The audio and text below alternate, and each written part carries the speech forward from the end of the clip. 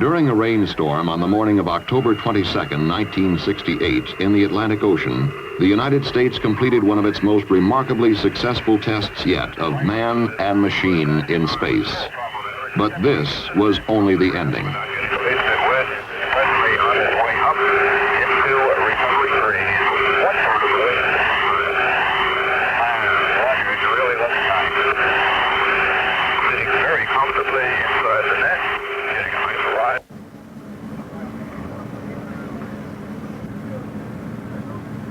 It was on a clear morning almost 11 days earlier at the Kennedy Space Center's Launch Pad 34 in Florida that we witnessed the beginning of the first manned mission in the United States Apollo program to land astronauts on the moon. The purpose of the flight of Apollo 7 could be stated very simply: prove that the spacecraft command and service modules would function properly in space long enough to carry men to the moon and back. Accomplishing this was considerably less simple.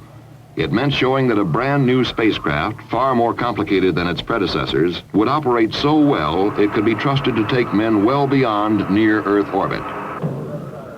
The astronauts were spacecraft commander Walter Schirra and pilots Don Isley and Walter Cunningham.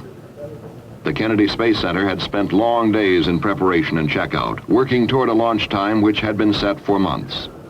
It was not by chance that Apollo 7 lifted off only 2 3/4 minutes after the appointed moment. 5, 4, ignition, GRR.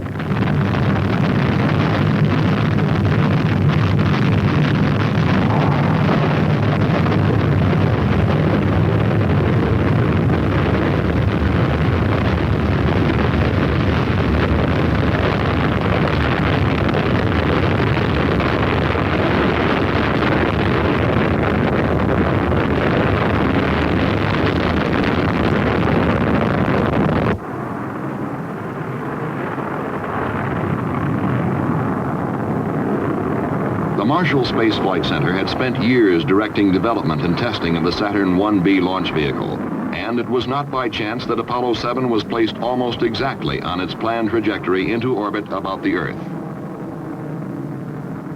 Your Godspeed, Apollo 7. Thrust is okay. Roger thrust. Roll, roger. Very early in the flight, the general pattern of go for Apollo 7 was established in a conversation between the spacecraft and mission control at the Manned Spacecraft Center in Houston, Texas. Right on the old button. Very good. Flight booster, go.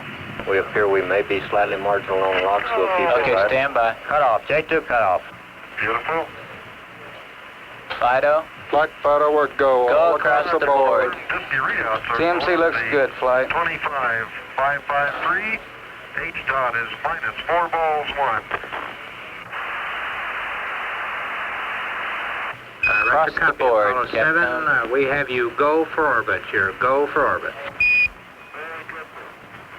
Apollo 7 was also go for an exhaustive series of tests of its worthiness in space. One of the first things which had to be learned was whether the astronauts could control the spacecraft combined with the S-4B Saturn stage. A very similar thing would have to be done during the early phases of a lunar mission. The answer was not long in coming. 3, 2, 1, mark.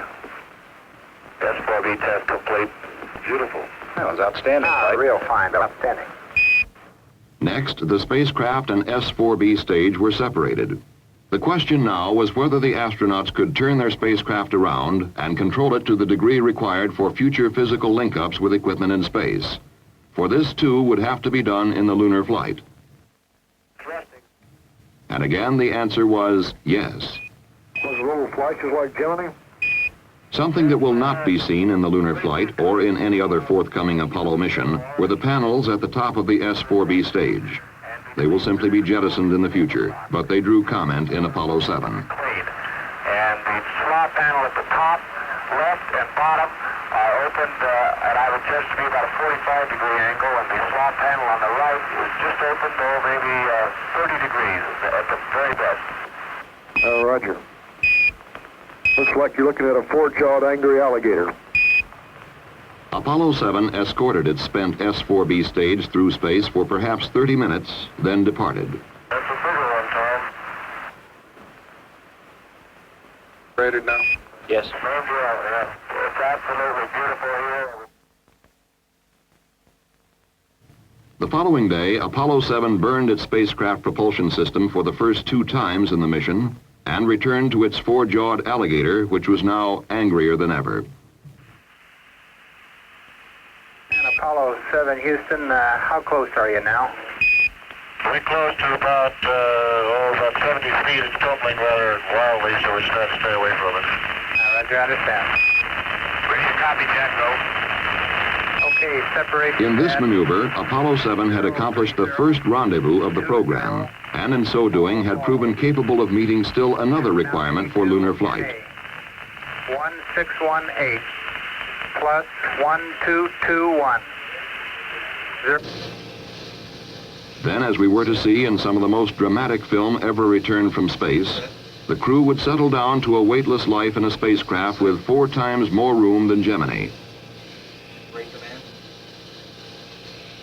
Off. Minimum. Low. Off. AC. There would be a host of other tests under a host of other conditions. The equipment and systems required to sustain men's lives, to guide and control and propel the spaceship, to provide electric power, to communicate with those on Earth, would time and again prove their mettle. The propulsion system, for example, was burned 8 times, and it behaved perfectly every time. Off. Down and guard.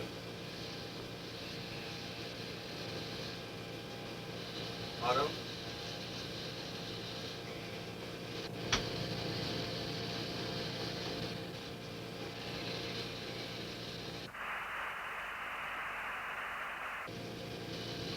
The crew worked with a telescope and a sextant, taking landmark and star sightings for navigation, as will be required for lunar flight.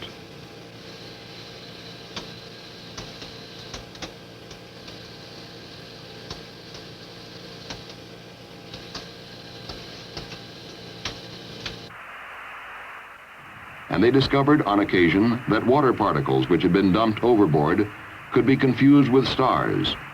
Care will have to be taken to avoid this confusion on future flights.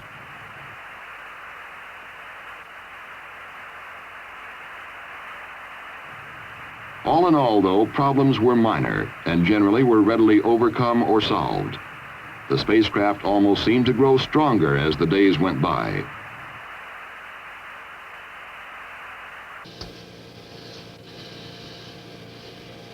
But Apollo 7 was as much a test of man as of machine, and human errors were not taken lightly.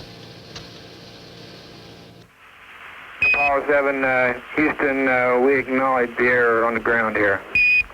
Okay, I'd like to have the ground get to work and look at the sleep list. The error had led to an interruption of a sleep period for the astronauts, who were understandably irritated after days of hard work.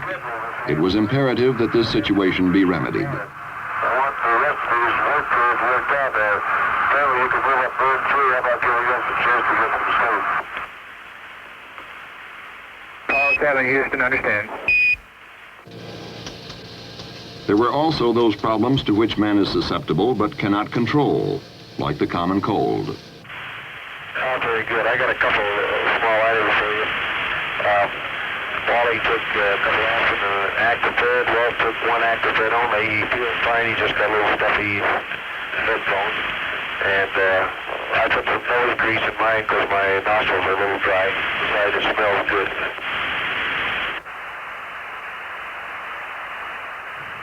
As the cold spread to all 3 astronauts, doctors feared that there might be discomfort, even pain with eardrums as pressure increased during re-entry. The astronauts were able to cope with the problem, however, by taking decongestants and holding their noses and blowing to equalize re-entry pressures.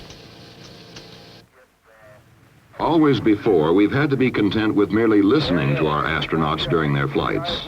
In Apollo 7, through the medium of television, we could actually see them in space for the first time and become better acquainted with weightless life aboard a spacecraft. You're picking up. I can read it now. Just a minute.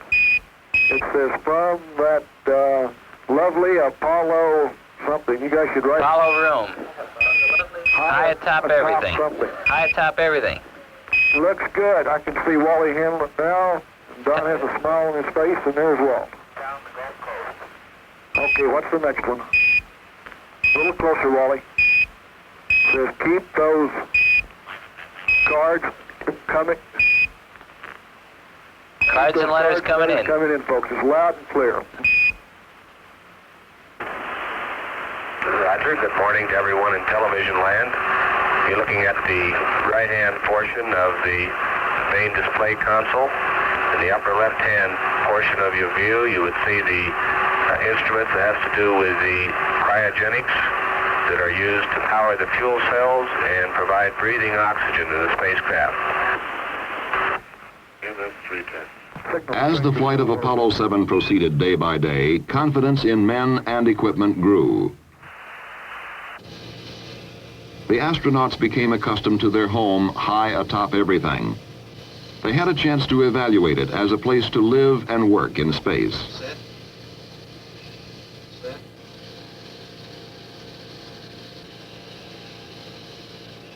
Is that all?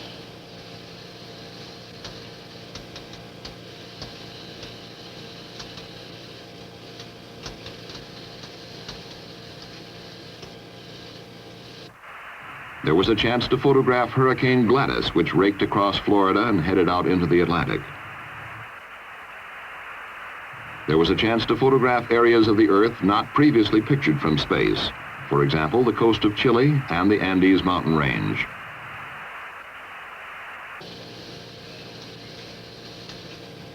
The crew could evaluate such things as the importance of exercising,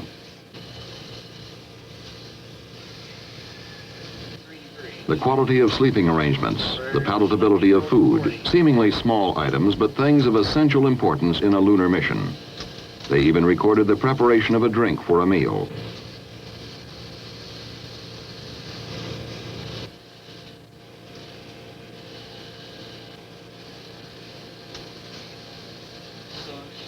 We have Comet, Australia.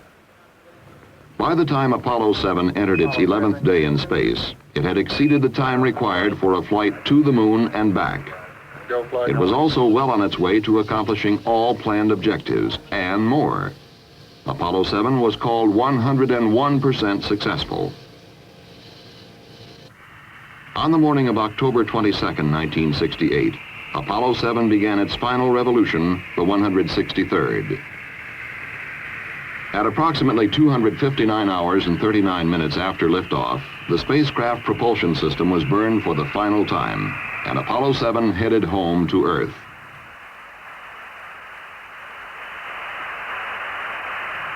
From motion picture film recorded during an earlier unmanned Apollo mission, we get some idea what the trip back through the atmosphere was like.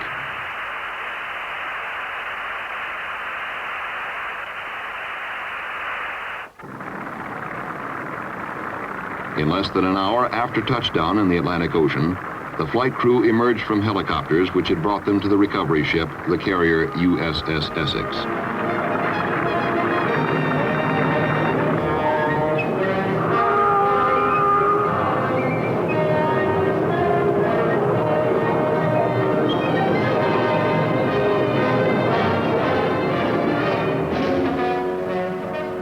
And the next manned Apollo flight can be undertaken with confidence that our brand new spacecraft is, as Commander Walter Schirra reported, a magnificent flying machine.